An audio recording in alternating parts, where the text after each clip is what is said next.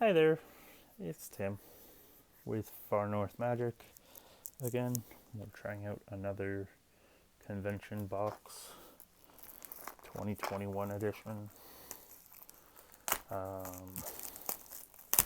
kind of on a roll of solid boxes compared to how the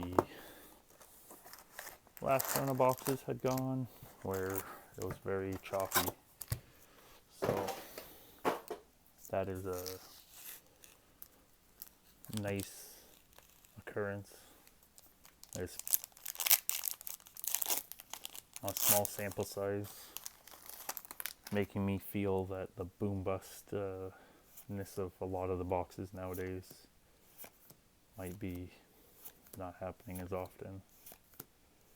I just find like so many boxes are like multiple of the Chase Mythic, nothing in like 2 or 3 boxes, so it just averages out to the same. Oh, there's Cortex Menace that was downgraded, and we got Meddling Mage and a Cranko with a Kaya Ghost Hunter. That's a nice one. It's one of the better test cards. At least it was the last time I looked. Don't follow the values of the test cards super closely, but there's Bloodbraid Elf. Not worth a whole lot, but still cool to get. With the Footpad, and the Lunarch Marshal, and the Graveyard Dig.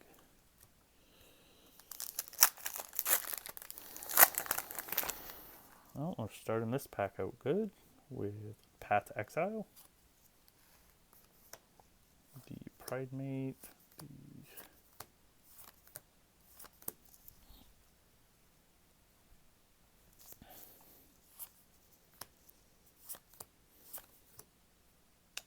Explosive Vegetables, the Thrax.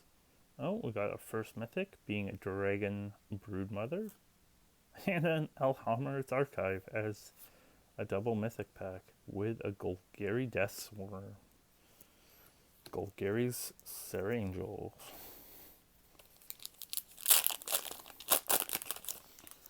Not too sure that would be really that cool, but got some cool creature type, bat fungus horror.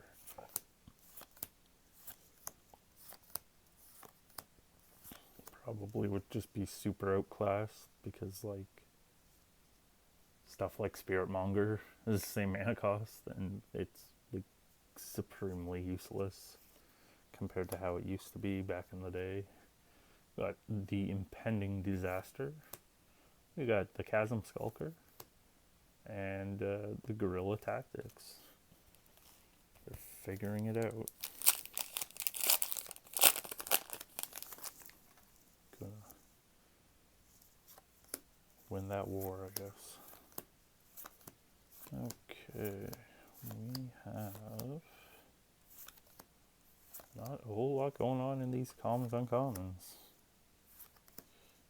Holy cow, this pack's pretty weak. We got Wheel of Fate and Smelt, Heard, and Saw.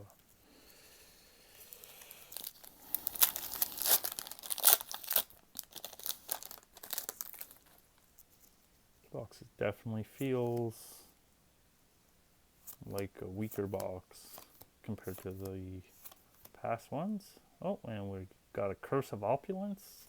It's a really good uncommon. Really surprised they didn't put that in something that would get printed a bit more, just because, or even just another commander deck again. Like, it was a 2 of in that C17, but it's still like, last time I looked, it was like over $10. I'm like, that just seems ridiculous. But we got Dominus Fealty and the Nessa Voice of Zendikar with a Time Sidewalk. That's one of the nicer test cards. We had a couple of the better test cards from what I remember. Again, I don't follow the test card prices that highly. So I miss a lot of the cards because there's just so many cards in this set that you have to like think of. There's like 1,600 and something cards, almost 1,700 cards. We got Living Death with a Wasteland.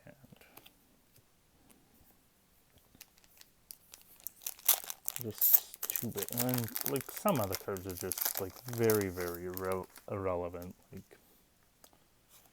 Like a bunch of the commons don't matter at all, really. But oh, there's Counterspell.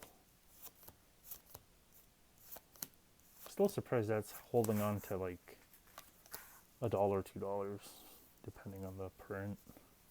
Really thought that would get crushed down to very little. Nin the Pain Artist and Scaled Destruction.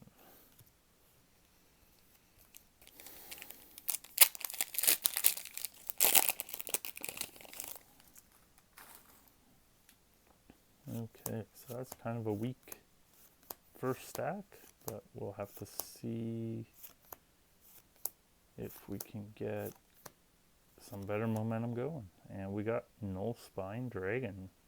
That's not bad. With the Dreddy and the Spectre.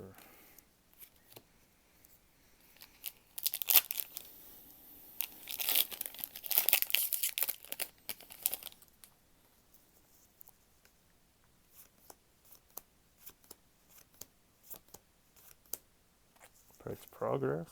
That's not bad. Ancestral Mask. Electrode. We got Dungrove Elder and the Taurian Mauler with the Weaponized Scrap. Okay, so we are missing on some of the hits for sure. We are hitting decent.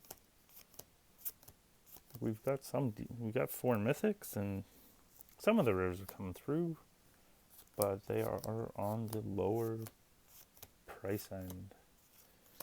Oh, and here's a decent rare at least. We got an Asceticism followed up by Urza's Rage. That used to be, like when that first came out, that was a very expensive card.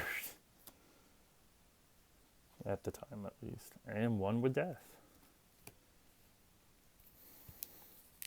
I think that was even one that was like, I'm putting it with the slightly better ones. I think that was actually one of the ones that was one of the better test cards. It's kind of just that group, the 2 Slivmizid and Slivdrazi. Got the Questing Feldergriff with the Boros Reckoner. And Interplanar Brushway. Then I kind of have like this, when I was thinking about it, like this second tier of like $10 to $20 cards for these, for those playtest cards, and then like the $5 to $10 ones, and then the like under 5 is kind of like, these are going to be like $1 when the dust settles eventually. Got Priest of Titania. I just don't see there being enough collectors to like actually make them hold any value. Kragenwick Cremator and Coveted Jewel with Lightning Colt.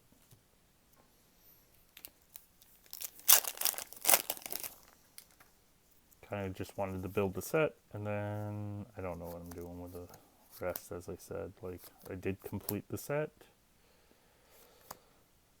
but I will probably just put that in a binder and look at it from time to time. Hakon, Stormglad Scourge, and Sewer Nemesis with a Patient Turtle.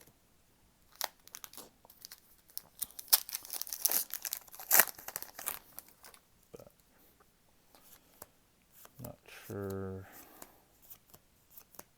I don't know.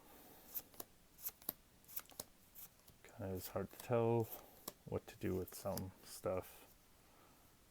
Just because if they're gonna put like even these playtest cards potentially like on the list from time to time because they put the Kaya, kind of makes them not even like, not that anything's not on the reserve list is safe from reprints for the most part. We got Commit to Memory and a Gunk Slug. So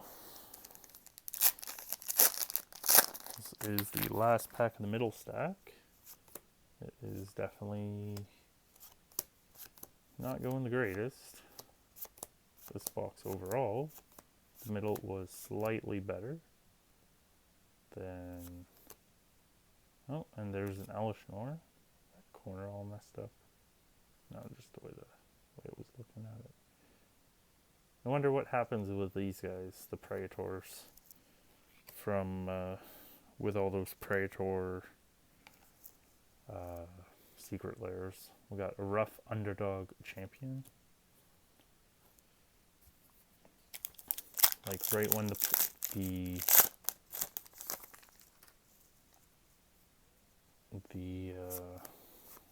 lairs came out, I saw some of the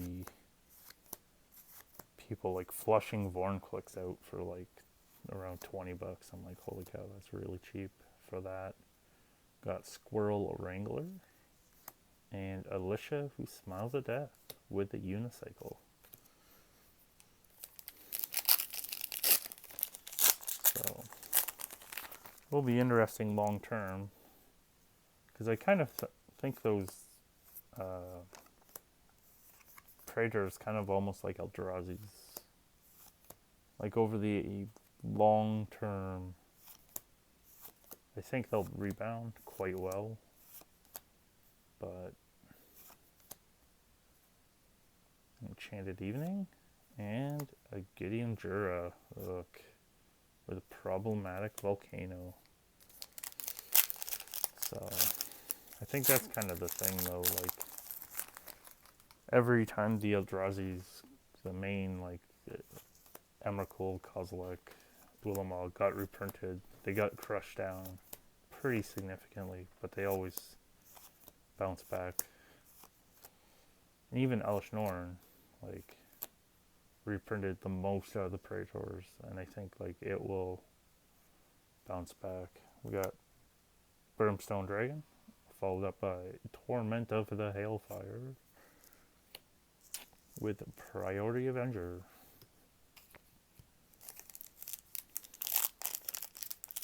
So kind of just depend, I guess, on if they push it much harder.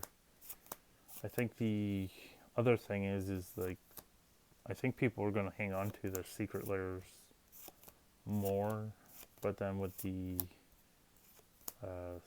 Visceracia number cards in the lairs, more people are going to open them than they were originally planned to.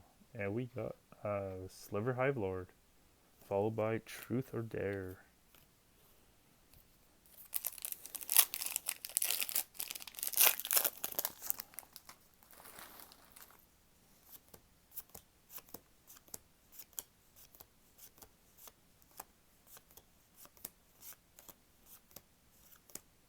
Shamanic Revelation with Commander Chaff. Okay, so we got 3 more packs to go. Can we get there? I don't know. We are not looking too good. Got Basilisk Color with the do-over. Hit that easy button. Reset everything.